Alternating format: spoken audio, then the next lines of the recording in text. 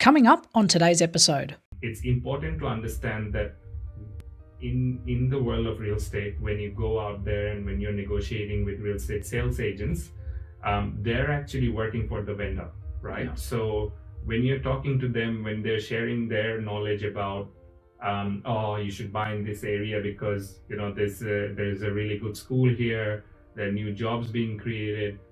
You have to understand that that's something that they have to do. That's their job. They have to sell that specific area, but they do not have the ability to compare a certain suburb versus another suburb at a completely different end of the city. So that's where a buyer's advocate come in to give you a full picture. Dodgy advice and bad decisions can cost you big in real estate. We're here to make sure that doesn't happen.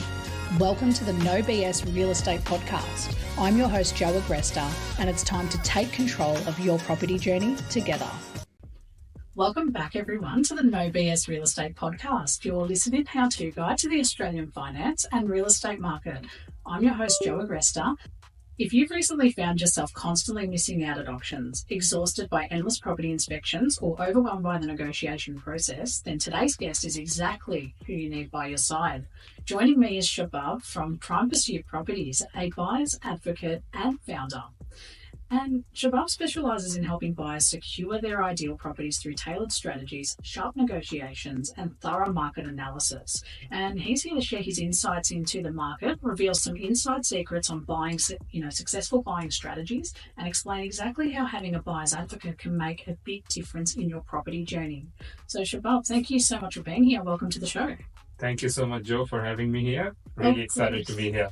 Oh, I'm so excited to have you because when we first initially connected, when we first met up and you explained, a little bit about what you do, I love the fact that you're not part of these kind of the big standard buyers advocacies that you see that have, a huge team behind them. Your business is unique and boutique, I should also say. And I think there's a lot I want to unpack about the difference of going with, a boutique agency like yourself versus these bigger, buyers advocacies that have maybe a bit of a difference in market or have a different image. So I'm so excited to have you here to unpack, how you got into the journey and talk a little bit about that.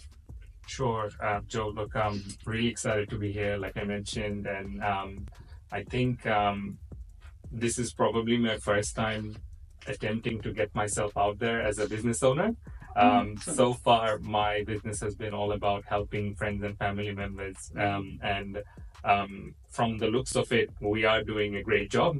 And I think there is a lot of stories that we could share now from our experience, which might benefit your listeners as well. And that's one of the reasons why I'm here today.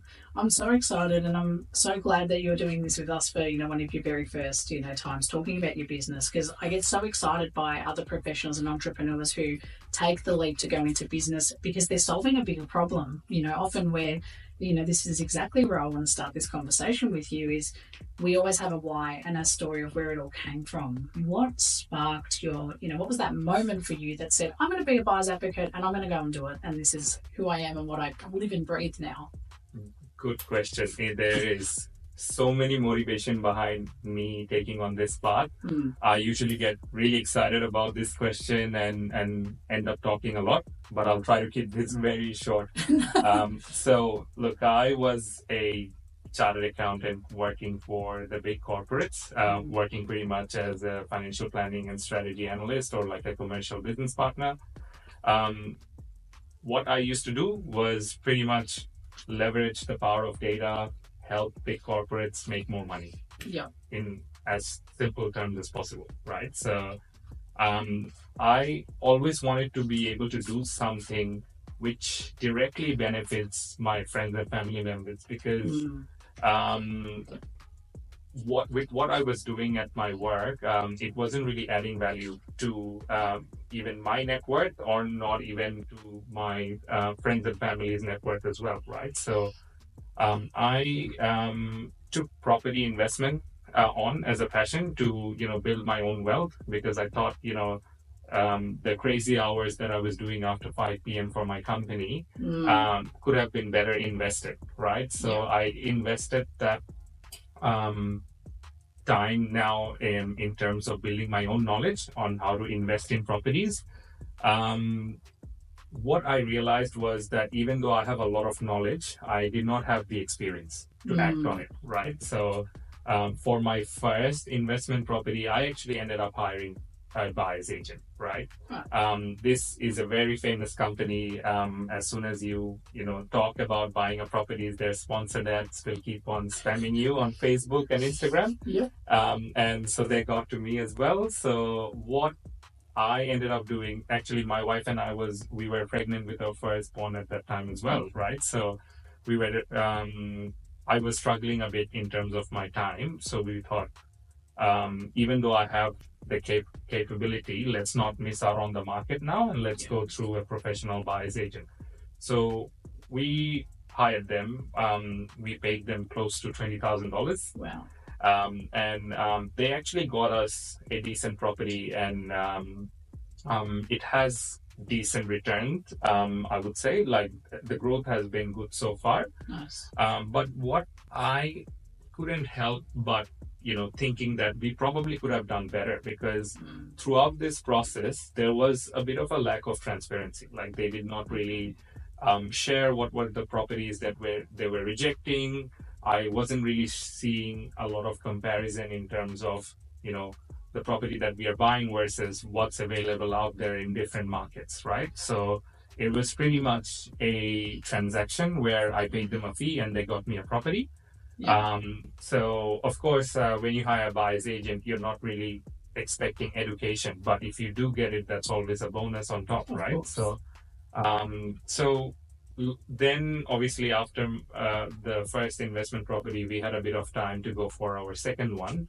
At that point in time, I decided this one I'm gonna do it myself, right? Yeah. So I took on some property investment courses, followed like so many YouTubers out there, YouTube gurus out there, watched a ton of videos, played with a lot of data analytic tools. And then I bought my first investment property by myself the second one by myself without a buyer's agent. And the numbers on that one, I have actually shared it on my socials a long time, and did another property podcast with a property guru who sells a course.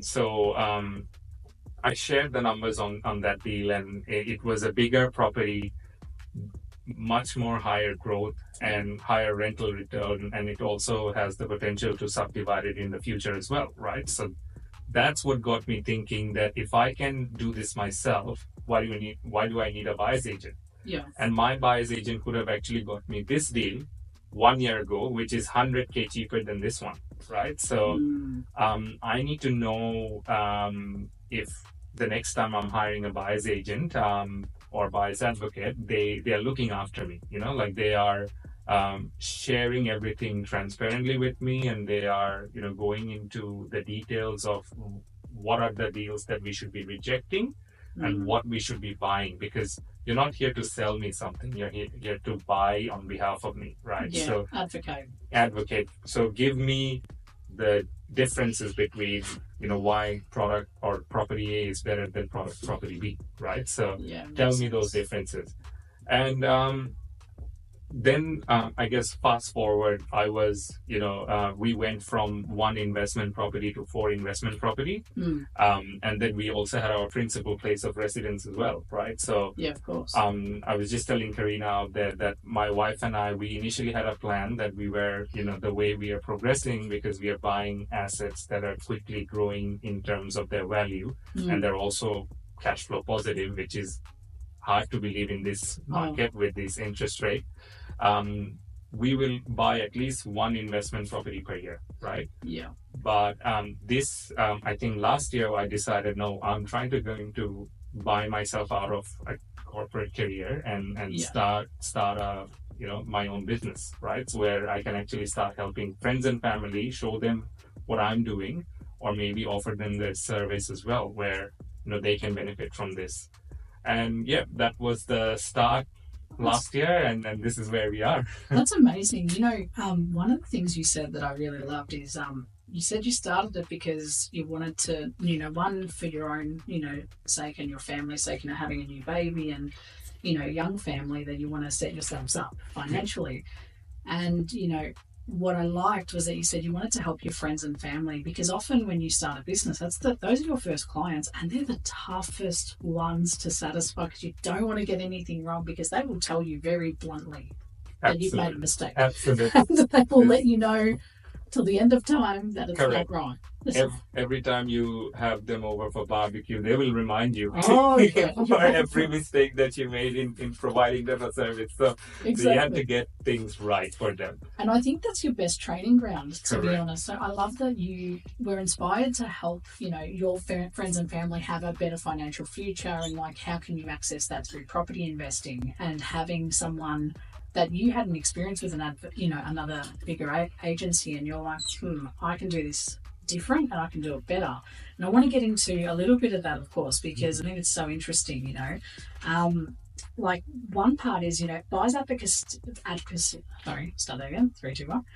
Buyer's advocacy is still misunderstood by many people, and I wanted to ask if you could clarify, what an advocate does, and specifically how, you yourself at Prime Pursuit Properties differentiates itself in the market. Sure. Look, I think there is now lots of buyer's advocate out there, and even between, buyer's advocacy, there's, many different classes. Like, for example, Joe, you specialize in residential properties for people to buy and live in, where I focus on, buyers wanting to buy their first investment property or add more investment properties as a part of their portfolio, right?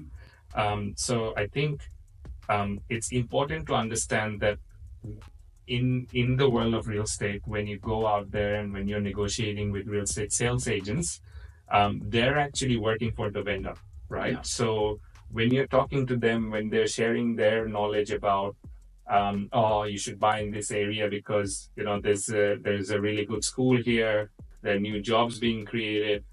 You have to understand that that's something that they have to do. That's their job. They have to sell that specific area. And don't get me wrong, they are most probably right, but they do not have the ability to compare a certain suburb versus another suburb at a completely different end of the city. Yeah, they can't give you that perspective. Correct. And even if they can, they are not obligated to do so.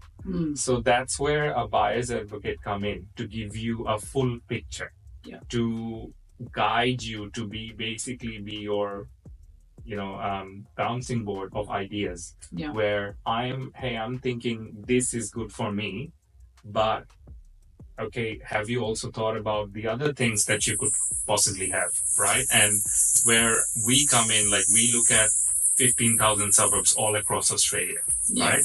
And a lot of the investors, are thinking, I want to invest in Perth now because Perth has grown in a lot in the last 3 years, almost like 100%. Well, I bought 3 properties there myself 3 years ago. I'm not buying there now, right? Why? Because you need to compare Perth now versus Melbourne now, or Perth now versus Queensland now. So, and if you're not doing that comparison, you're not doing the full picture, you're not doing the due diligence, and you're acting on something out of your bias, right? So that's where I guess buyer's advocate come in to pretty much keep you honest in terms of your investment decisions, because real estate is no joke, right? Because getting into real estate is really hard. You're putting in a lot of capital. You have to save up at least $70,000, $80,000 to $150,000 to put in your first deposit, right? So it's very imperative that we don't make decisions that takes us backwards in life. Oh, it's so important. And I think, we talk about this often, like, as advocates, you put it really well, that I like, that you've got a niche and something that you specialize in, because it means that you're really focused and honed in on, that solution, like how to compare markets. And when, we have a lot of first-time investors that tune into the show who are just dabbling in that property space. They have their principal place of residence in some case, or some of them are straight away trying to, join. Give me 2 seconds. I'll start that again. I don't know. Done. Sorry, 3, 2, 1. We have a lot of investors that, first-time investors who are thinking about getting into, the property market, or they have their principal place of residence, but they're thinking of purchasing. And I think the way you've explained the difference is, how do you know where to buy? Like, there's so much data and information to look at. So as a person buying for the first time, you don't often know where to start. You're thinking, oh, well, I know my backyard. I live in this suburb. I've heard that there's good things happening in Perth. I would love to hear your perspective on, how do you actually go about, analysing those markets and knowing where is the right place to buy. So obviously, if you get a client brief who tells you, I have this motivation, I need positive cash flow, or maybe they want to do, tax depreciation purposes, different motivation. How do you go about analysing where good markets are going to be and how the growth actually happens? Sure. For every client that signs up with us, we start from the scratch. We run the data again from zero, right? Like so we have some new clients who come to us and they tell me, oh, Shabab, I'm coming to you because I want to buy an investment property in Perth or in Queensland. I was like, great, then I'm not the right person for you, because I don't go based on where my clients tell me to buy. I go based on what they want in their life, right? Yeah. So if they have a strategy, we sit down for an hour or more than an hour and we work out what's their brief, what is their current financial situation, which often gives us the budget, versus what their goals are. Budget is pretty similar for most of the clients. Goals completely different. Yeah, right? It makes sense. Some people are, in their early 30s, in the middle of their, corporate career. They just own one principal place of residence in Sydney, and no investment properties at all. The others I've found, people in their late 20s who have 5 investment properties want to add something else to their portfolio. And they're almost towards the end of their,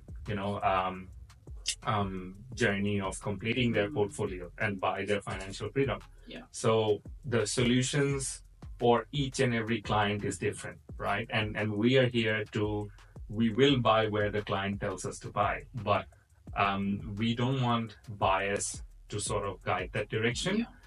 We want the data to guide us in that direction, right? And for sure. And what we do is we analyze the markets within the client's budget. We present those 5 or 6 options to the clients, and then we let them tell us, hey, what do you think? Which one is the best for you? So right? You kind of you're giving them like step by step almost. It's like, let's get this out of the way first. Absolutely. Where are we buying? Okay, now let's look at the property opportunities within that given area. Correct. And what you can do. So I think that's awesome that it's one of the things I love that you said, it's like it's personalized to every person. You're like, goals might be the same, but budgets might be the same, but goals and motivations are completely different. Absolutely. So it's very much what do they call it? Like a bespoke service. What you do. It is a little bit driven from my previous experience, because at my previous workplace, I was pretty much like an investment consultant to my directors, right? So Nice. Now I'm like an investment consultant to my auntie next door, right? So I'm sure your aunties love you. So there is a lot of education involved in our service, although we are here to source the property for them, but we want our way of servicing the customer or the client is that we give them the information for them to be able to take the right decision.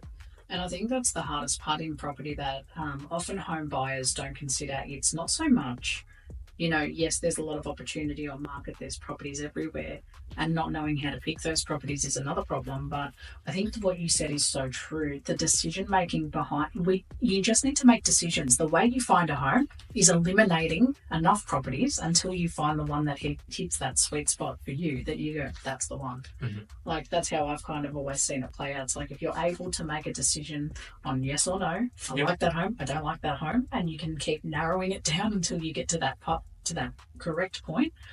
Like, what a wonderful thing. And the way you described it as an advocate, You're helping them on that journey to make those decisions, and you're making it easier for them because they don't have to sit there and do the due diligence and do the research, whether it's right or wrong research. They're coming to you and you're like, listen, I got you. I did all the research. Here are your options. Pick one or two. Yeah. And look, what the other thing that we do is as well, like when a lot of our clients are working professionals, right? So when they're actually in their job, let's say something does come up in realestate.com, they also don't have the time to actually call the agent, inquire about that property, get all the pros and cons presented to them, right? So while we are actually here full time dedicated to providing them this support, right? So and we can do it for all the 5 or 6 properties that came to the market. Also add another 2 or 3 that is going to come to the market in 2 weeks time. Yeah, true. So off-market properties, while I do tell my clients that we are not the buyer's agent who will only give you off-market properties, because sometimes the properties on the market are actually better than the off-market ones. I find a lot of the time personal preference on market because they're organised. Correct. I don't have to worry about there's no Section 32, there's no contracts, there's no due diligence. Yeah. And sometimes like now what people think is, oh, you're getting an off-market property, that means it will be heavily under market value. It's actually quite the opposite. When like I find some sales agents who are actually struggling to sell some properties on market, those are the ones going on off market, right? So yeah, like but even if there is a good off market deal, like I've got 5 properties myself and 23 properties for my clients in the last 1 year. I did find 1 or 2 off market deals which are really, really good from some sales agents who are very new. And we grabbed them, but I guess that's what the ratio of those properties are, right? Like 1:30, right? That's the best 29 properties are actually coming to the market. And you just have to act really swift, do the negotiations very expertly, and give the sales agent the confidence that you are the buyer. They just need to somehow need to work out what the win price is. Yeah, right? It's like they need, convince them on they need to work with you. Correct. And I think, this leads into a really nicely, the advocacy advantage, right? So when should buyers actually consider engaging, or working with a buyer's advocate like yourself? Are there particular scenarios or property types where your service is especially valuable? And I think you've touched on this with investment opportunities for sure, but do you have a specific, like I said, asset type or specialty? Like I mentioned at the beginning, there are lots of buyer's agents out there. Our specialty is on the investment side of things. We focus on buying properties which are, great for quick capital appreciation and then really good for cash flow as well. Where we also focus on is workshopping the strategy for the client, understanding that what their goals are. Like if they want to achieve financial freedom in 6 or 7 years or 8 years, okay, great. That's not a crazy dream. It's actually achievable. Let's sit down and work out how we can achieve that. Because I have a really wise accountant who once told me, when you have a goal, when you have an ambition, never tell yourself it's not possible. Just always try to work out how, right? And if you keep trying to work out the how, like you will eventually get there. But doing it alone can be daunting sometimes. We're just here, we're like your bouncing board for ideas and discussion, and then we can also give you examples of ourselves, our clients, and then we can show you this is probably the right strategy. And now focusing on this particular market will actually help you get started. Some of the times we even tell the clients, okay, you have 3 or 4 properties in your portfolio already. Maybe it's time to cash out on this one and then buy 2 other properties in 2 different markets, right? Wow. So I would say that we are more of a property investment consultant rather than just a buyer's agent who's sourcing the property. That's the second part of our service. But the first part is you pretty much get like a budget wealth manager. That's what I was going to say. It's like you're what I think is so cool is that you're giving them a snapshot into the future. It's like you're taking all the data, all the analysis, looking at current trends, old trends, and then making it into a journey for them. And it's very, personal, because I can imagine, I say this all the time, no one buyer's journey is the same. Everyone is unique. I've never heard of an exact identical process, which kind of says a lot about the buying industry and properties. That's why it is confusing, and why having professionals such as yourself in their corner, it's fundamental. I think it's the biggest weapon that they have in the market, is to have someone that understands what the market does and how to buy within it. Correct. Yeah. Because one of the things I wanted to ask was, obviously auctions, and purchasing properties is very competitive at the moment. And I was talking to another guest earlier and asked him this same question. I said, do you ever run into other buyers advocates at these auctions? And, because it's becoming more common to now have advocates hired by buyers. But what I find interesting in these scenarios is investors are often spending in the same market as first home buyers. Yes. It's the same budget. How do you see that play out? In who wins and who loses these deals? To be honest, auctions are, there is no secret around it. I see a few buyers agents out there going on podcasts, YouTube videos, giving auction trips, and they have lost some of the auctions, which I have witnessed as well, right?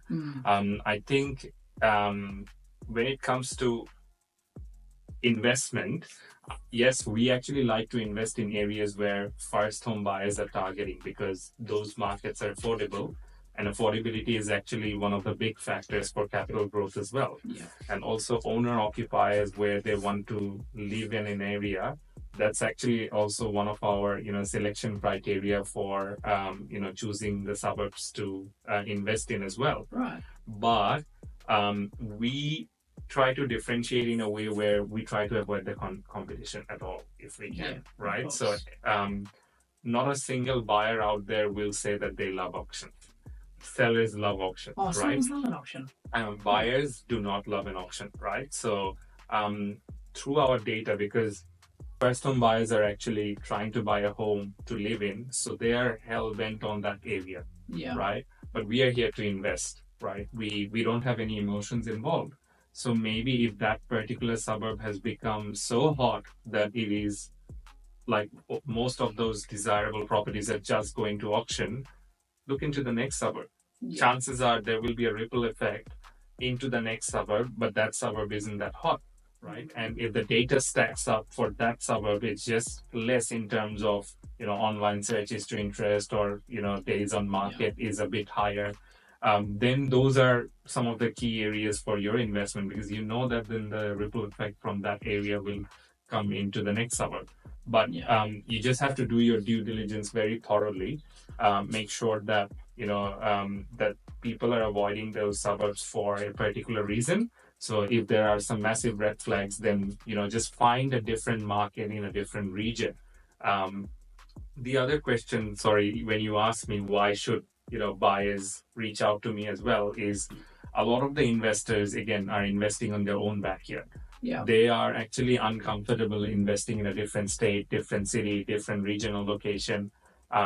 If you look at some of the properties that we have bought for our clients, we've bought it all over Australia, right? Adelaide, Western Australia, Tasmania, Queensland, wherever the data stacked up. So we currently have that experience of building relationship with agents in different, markets. So I think, so if someone is actually uncomfortable operating or buying their first investment property or second or third investment property in a completely different geographic location of Australia, then we are there to help them out. No, that's amazing. I think that's a very big key difference, because like you said, it is uncomfortable buying out of your state, or even out of your suburb a lot of the time, because you're like, cool, I'll buy, if you're based in the southeast, it's like, okay, I'll try the north, but you're uncomfortable. Imagine buying interstate. It takes a lot of trust in your professionals. So the fact that, you do have people that come to you and, say, all right, tell me where to buy, tell me how to do it. And, you're seeing returns, which kind of leads into what I wanted to ask next. And can you give us a real life example of how you've helped a client secure a property that they initially thought might have been out of reach? Sure. Actually, if you check our Google reviews, Love it. a lot of our clients give us that feedback. But to be honest, the most interesting, I guess, result of starting this business was being able to change some people's mindset, right? So I had people who were, just investing in Sydney. So because I've lived in Sydney for 7 years, and they were actually really uncomfortable. And this is actually a good friend of mine. He's a mortgage broker as well. Oh, wow. But he has never bought interstate, right? And he wanted to minimize his risk. I was like, you know what? Why don't you invest with your self-managed super fund? Because if, like we screw up, then at least it doesn't immediately impact you. It screws up your retirement. We can remember. We can but that hopefully, later. it will. We are 30 years away from that, right? Yeah. So he actually we agreed to sort of buy an property interstate, and then we got him this property in Queensland, right? He cannot believe the numbers of that property. Okay. Like it's actually a 2,000 square meter land property. Wow. And the home was, although we don't really target buying new homes, this home was built in 2014, right? So it was relatively newish. The rental returns on that property was actually, it's giving him positive cash flow in today's market.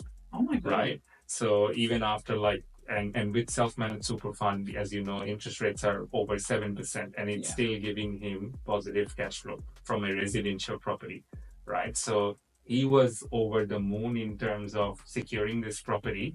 The other thing, we actually negotiated $30,000 off after doing the test and building inspection and completing all of our due diligence on it. So he was over the moon on this property. Imagine. And he is a mortgage broker himself. So he decided that from now on, most of my clients, when they come and ask me, I'm looking for an investment property, who do I speak to? I'm just going to straight away send them to you, because I'll let them know that I have used you myself and I've got an amazing outcome out of it. So that was like a huge, I guess, success story. And it was also like, we were also very lucky that we actually got such an amazing deal for a close friend, who's also very resourceful in terms of, referring clients to us as well. So it was like win-win situation in all angles. And we also got very lucky, right? So I think, a little bit of luck always goes a long way. Correct. But at the same time, you don't get to that lucky point without doing all the background work first. Correct. And then the little bit of luck comes when you have to secure the property. Yes. And it's meant to be. Yeah. And I think one of the things that stands out is, your friend experienced that service. And I think a lot of buyers and a lot of listeners that are tuning in right now, maybe you're thinking about investing for the first time. Biggest thing I can say is just book a consultation and have a chat. Like it's free to talk. Correct. And you're not going to lose anything but a bit of time. So, I would encourage anyone tuning in who thinks, but it's like, just chat, ask the questions. I'm sure you wouldn't mind having a chat to these people. Absolutely. And, helping them through their decisions. I want to talk a little bit about, switch gears a little bit into current market insights, because there's so much, happening at the moment. We've got an election coming up, there's talk of different housing, schemes and affordabilities. The property market has constantly been changing. Can you share your insights into what's happening right now, particularly trends that buyers maybe need or investors need to know about as we move into, closer into this 2025? I think at this current market, like if you turn on the news, right, like it's all the same chat everywhere. Interest rates are high, but with the first rate drop, people are now expecting, there's going to be drastic rate reduction over the next few months or so, right? So, while, rates are high, and the government is now thinking of dropping them for a reason, because the reality is the economy is not doing so well. It is in a bit of a recession. People are losing jobs. People are struggling with their mortgage payments, right? So while what I always recommend my investors is to always look into the affordable markets. Yeah. Anywhere in Australia, right? So affordable markets where the cash flow is good, that's where your focus should be. And almost, 9 out of 10 times they turn out to be regional areas. That's true. So I know people living in, capital Melbourne cities and Sydney cities have, look at regional areas with a bit of a bias, right? So we had investors who had been, investing in Townsville, has been investing in, regional WA, like Bunbury area, and their investments have doubled over time with 7 to 8% returns. And these are actually very nice owner-occupied towns where people want to buy to live in. Yeah. And they're not like your, a desert town or a mining city. Like there's just so much bias people have from watching the news and just watching one or two YouTube videos, and they think they're the property gurus themselves. They're ignoring the data point. So in this tough economic time, you would often see these regional like regional areas are really good for buying your first or second investment properties, or even adding to your portfolio given where you are. You would, like, I think there is also a lot of talk about being able to buy in Melbourne, because right now Melbourne is the most affordable capital city in Australia. I would tell people to just tread with a little bit of caution. Maybe buy in Melbourne if you have a bit of a mid to long term equity extraction plan. Yeah. But in the short term, if you're thinking of extracting equity and go for your second or third investment property in 2 or 3 years' time, then maybe Melbourne may not be the right area for you to invest in for your first home. But again, this is completely different to your individual circumstances and your goals. So book a consultation session with a buyer's agent or a buyer's advocate. Yeah, for sure. I think that makes sense, because, looking at the current market landscape, so much is happening. Like I said, what are the biggest challenges that buyers are facing in the current market that you see, and what are some of the strategies that you're using to overcome those challenges? Biggest challenge, cash flow. Keeping up with the mortgage repayments. Even we are buying properties with 6% rental yield, which almost matches their interest rate, but net cash flow is still negative, right? So when I bought my investment properties, we bought it in like 2 or 3% interest rate, right? And we locked it in forever. Yes, forever locked in. We wanted to, but it only lasted 4 years, unfortunately. So, but look, it was good while it lasted, and but most of our clients are facing cash flow issues. You can buy in areas where it can grow, like for example, the southeast of Melbourne, or the northern or eastern suburbs of Sydney, but the holding cost is just too high, right? Yeah. So the holding cost can actually eat the capital growth that you're getting on those properties. So where we have helped our buyers is that, again, we went into the affordable markets. We sort of educated them in the process that, hey, you're not buying there to live. So take the emotion out of it. Let's buy where it's where you can get the cheapest possible deal with the highest possible growth potential, right? And when we bought these properties as well, we actually found ways to add value. Like, for example, there was a 3-bedroom, 1-bathroom home that we bought with an enclosed dining room area. So we decided, let's convert that bad boy into an extra bedroom, right? So love it. There was a laundry room which already had like plumbing lines in it. We were like, let's convert that into an extra toilet. And by just doing these renovations, we were able to manufacture equity as well as maximize cash flow. wow. with these kinds of properties. Even in this market, it's positive cash flow, right? So Yeah. and the valuation comes out to be much more higher in just 6-7 months time as well, Yeah. because of these renovations. So again, you can only do it if you're not going crazy on your budget, right? So if you have a loan balance of 1.2 million, instead of going for an investment property of 700 to $800,000, you can split it up and go at 600, so that Yeah. with the first investment property, you've got a lot of budget left over to add more value to it and Yeah. maximize the growth and the cash flow of that. No, it makes sense. And I think that's it's interesting because like I said, challenges, I love asking that question because it's always different for, different niches. And I think your expertise really comes through strongly when it comes to this investment space. I can tell that, all the things you've done to educate yourself and also start your business, I can already see very clearly why we need to talk. So, but looking at negotiations and I guess, strategy secrets, home like investors, like whether they're investing for themselves, like as their own home, or they're actually starting their portfolios, it can be very daunting, especially if they're not someone who's maybe worked in a sales based role and they've never had to negotiate.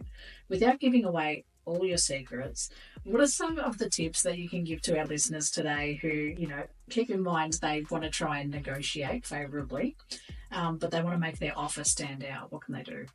I think like obviously when you approach any sales agent, they will say, oh, you like the property, make an offer. Yes. Right?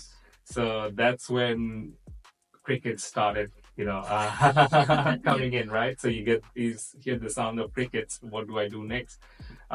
Those moments also happen with me even now as well, right? So the best way we find is how to navigate those situations is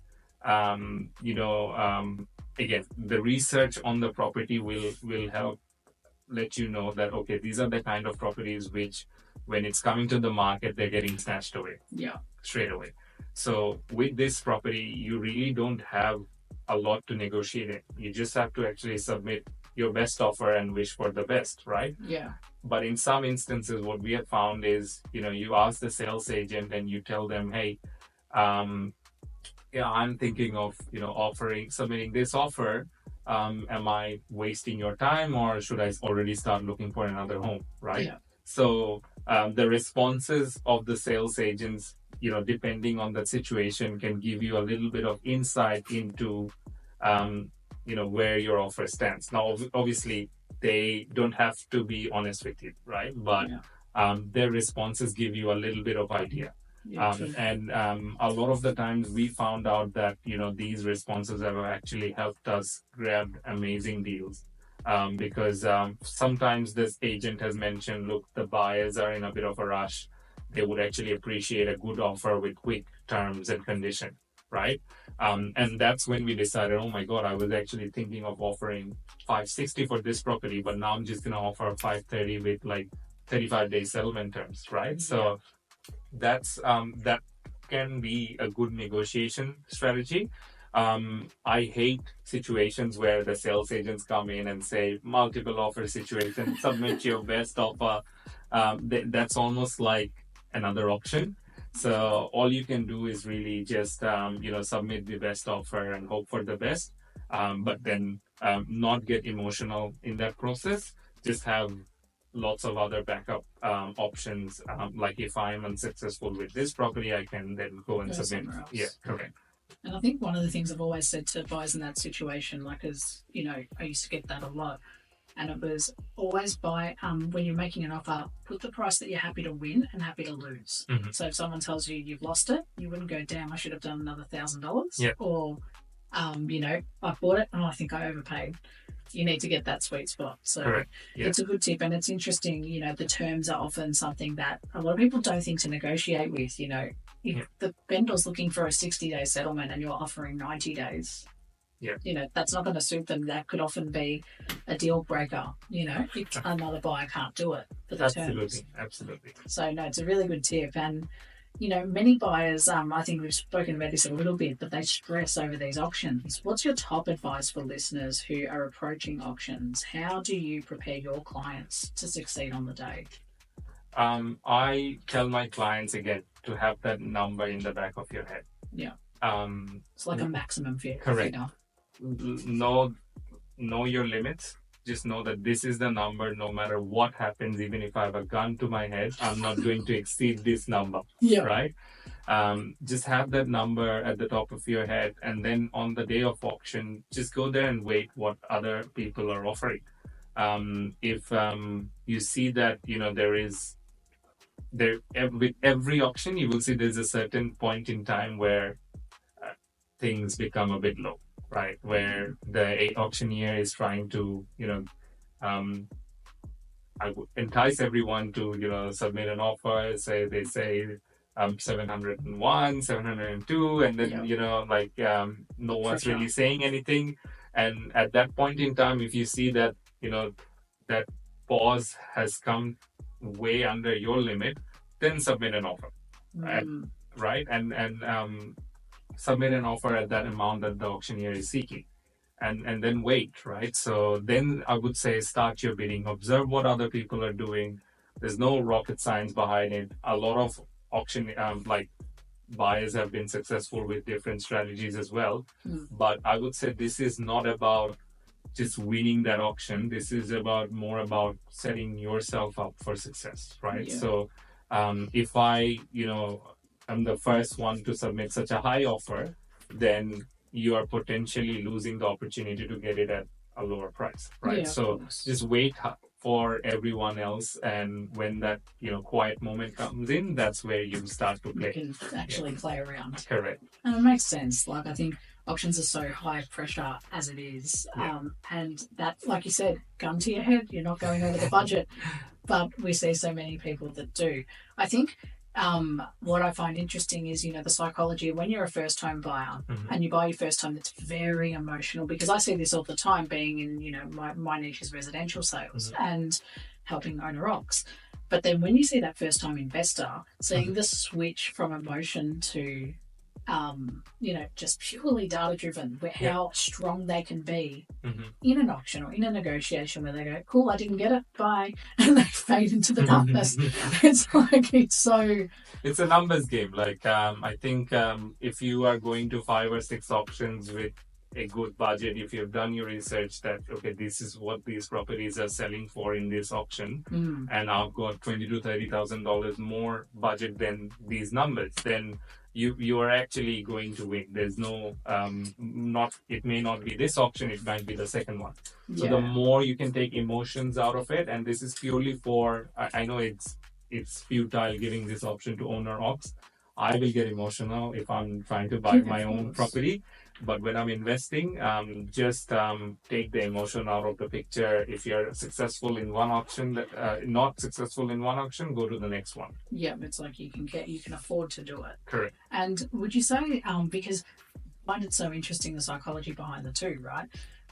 When you're an investor, there's always, I think we always say, like, there's another opportunity. There'll be another property. There's a different market. There's a different, the right properties out there for your investment goals. Yep. There's not just one property that exists and you've missed your chance. But with owner-occupiers, it's such a different mindset, because they're thinking, this is the only home that I will ever consider and I've lost it.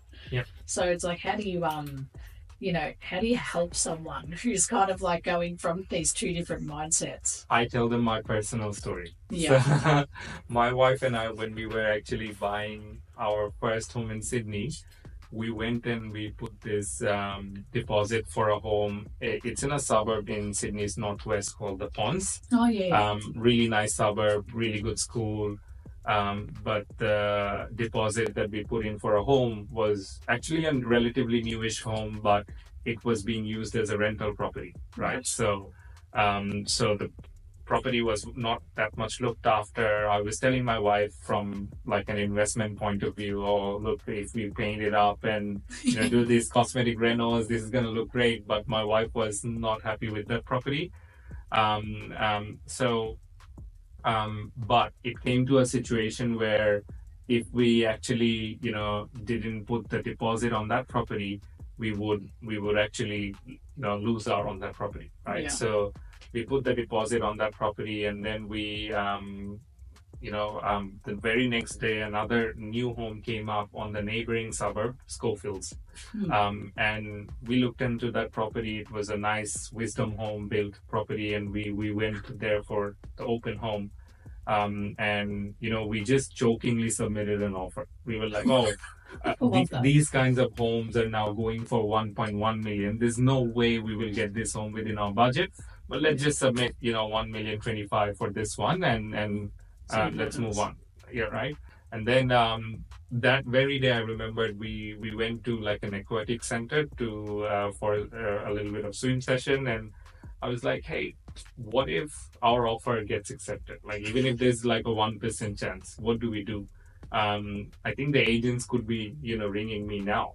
So, I went back to my locker, took my phone out, and I saw like 13 missed calls from the agents saying that our offer has been successful.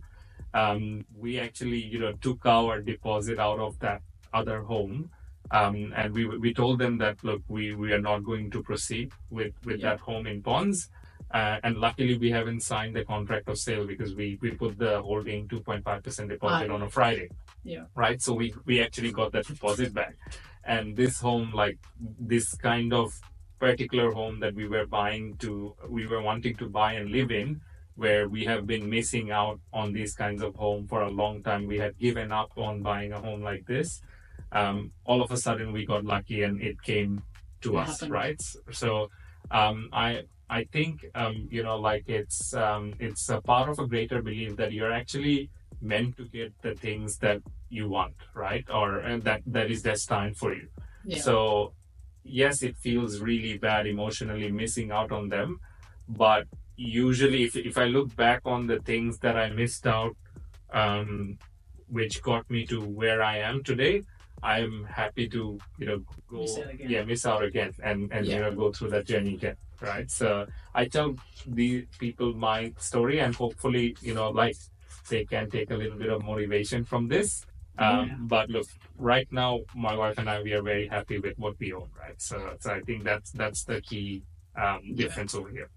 I think that's an awesome story. Like, a great story to tell, buyers, especially going through this, like, all right, let's just chuck in an offer. I don't care what happens. And like you said, the stars align, destiny's there. It works out. So Thank you for sharing that. That's a really good insight into, what home buyers, I think a lot of them are experiencing, missing out on properties and then probably getting fed up and saying, cool, I'll just offer, 1 million less, I don't care. The right property is out there for them. They just need to wait for, destiny to do its thing. Yeah, and it's like that might happen really quickly or it might happen in 2 months or 3 months. We looked for 7 months during COVID for our first home. Yeah, I believe that. The nation average is actually 9 months on market. Interestingly, like that's the average time on. And it leads me to one question, like, with your investors, how long does it take you to find the right opportunity for them? So the timeline that we actually contractually agree on the contract is around like 6 months, but we have ended up finding most of the properties for our investment is within like 2 to 3 months. Yeah, right. So and I think what we do is we set ourselves for success because we are not focusing on 6 markets. For an investor who comes in with a budget of 600,000, we have an option for them in South Australia versus regional Queensland versus Melbourne City. Right, so we tell them 3 or 4 options. These are the best regions for you. Within those regions, we also shortlist multiple suburbs, and then we tell them we miss out on one property over here. We've got ample of other, contingency. At the end of the day, we're trying to find the best deal. This suburb, you may think just at a high level that it has really good data points, but that doesn't mean we should avoid and not look into the other regions that we have also shortlisted for you. Because a good property deal might come up in those suburbs as well, where you can get instant short-term equity, right? And also really good positive cash flow.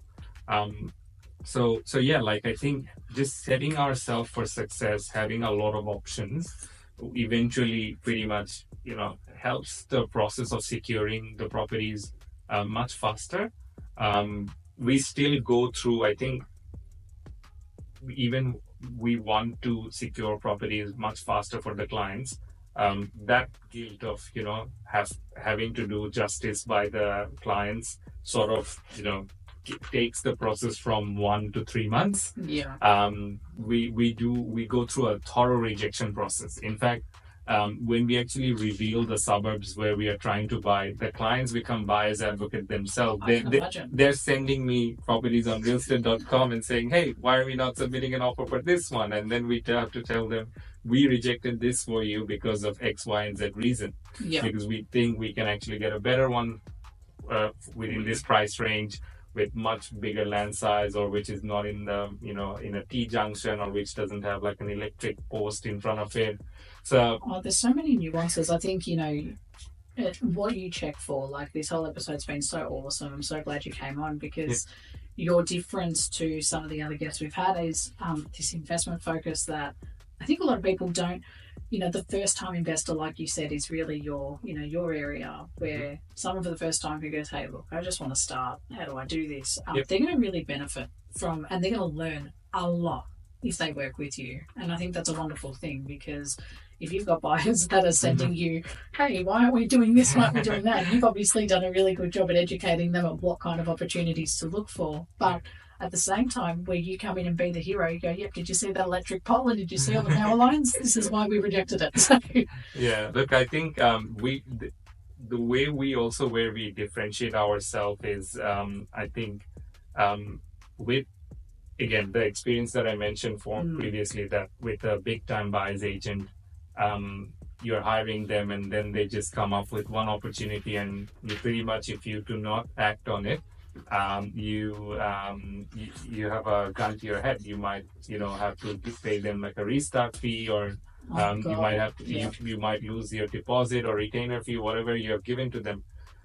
With us, you've got no chances of experiencing that, because we are educating you from the start, and we are not even going to the next step if the first step is not agreed. Yes. You know what I mean? So yeah, like I think that's where we are adding value. I think you asked me previously some time ago that you wanted to like to share a personal client story. We had a client who came in with us, who actually worked with the number one buyer's agent of the nation, and then he came to us to actually buy his third investment property in Melbourne, because we are boots on the ground. But the overall experience that we have given him, they actually shared with us that, like, we were so much better than the number one buyer's agent out there, because we negotiate for each and every dollar. We try to save like even $600 for the client. If we can save it, we try to negotiate really hard for it. And the transparency that we offer in our process, and like sometimes our buyers look at this one property and they say, oh, now like I think with this particular one I've got some reservation. We take those feedback and then we go and look for the next property. Right? We are not putting them in a high pressure situation where, oh, you've wasted our time, so that's why we don't want to work with you anymore, or we need a restart fee. We actually help try and take those feedback and do a very collaborative approach in terms of securing the property for them. And that's why we have now made a client for life, and stole a client from these number one agent these buyers agent who spend like, at least I think I read somewhere that they spend like over $1 million on their marketing and PR. So jeez, that's very steep. So look, kudos to you. I think that's a great story. It was what we were talking about earlier, this difference of the boutique agents versus like these bigger corporations. They all have their pros and cons, but when you're going through, a service like yours, it is very personalised, it is very tailored, and it sounds like the due diligence that you take for each property and the care you take to investigate all market opportunities, the time that you say 2 to 3 months to find some decent opportunities and purchase, I think that's a good thing. Like, often we talk about, oh, we were on the market for so long and it's a very negative experience. But when you're buying for an investment, you need to do that thorough investigation. And if you're working full time, or you're a busy professional, or maybe you're a busy parent, and you don't know how to weigh up all these pros and cons, talking to someone like you is a game changer. And that's why I said earlier, it's such a weapon in the market, because you've got someone who's the expert. Yeah. Look, we try to be at the moment. We just want to make our neighboring aunties happy with their investments, right? So we're keeping the target really small, because I don't think I will ever, let this company be a big corporate machine. We will always try to be boutique. We will always remember why we started this in the first place, right? And I think if that is advantage for many people, then they will see that and they will come to us as clients. If that's not, then they will follow those marketing videos and go to those other buyers agents.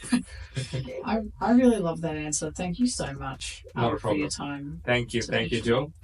So really insightful. Of course, so insightful. I think, for our listeners tuning in, if you want to get in touch with Shabab, like I said, it is free to have a conversation. Please do get in touch. Where can our listeners reach you? You can Google Prime Pursuit Properties, and we will be there. You can also search us on Facebook, LinkedIn, Instagram as well.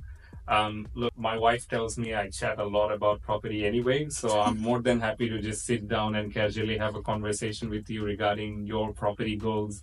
I've been doing this for free for a long time before I even started this business, so I don't mind doing it again, right? So this doesn't have to be a really professional consultation call. It can be just a coffee session, or just a video call, and it can be a session where we can both bounce our ideas and try to figure out what's right for you. And even if you do not turn out to be a paying client, I'm more than happy to just guide you in the right direction. If you're looking for a property to invest in or buy and live in, but also with a little bit of growth mindset, then I will happily send you Joe's way. But then if there are investment properties that you would like to buy and you're just thinking where to get started, more than happy to just have that chat and guide you in the right direction. Amazing. Thank you so much, Shabab, once again. And thank you to our listeners for tuning in. This was a great episode. You can find all of Shabab's details in the episode description below. We'll have links to his social media channels as well as, his contact information. So book in that free consultation. But once again, thank you, Shabab, for being here. I've really enjoyed this conversation. Thank you so much, Jo, for having me. Thank you. Of course. And you're listening to the No BS Real Estate Podcast. Remember to subscribe, share this episode with anyone who might benefit from Shabab's expert advice, and join us next time as we continue to cut through the noise and tackle your property journey together.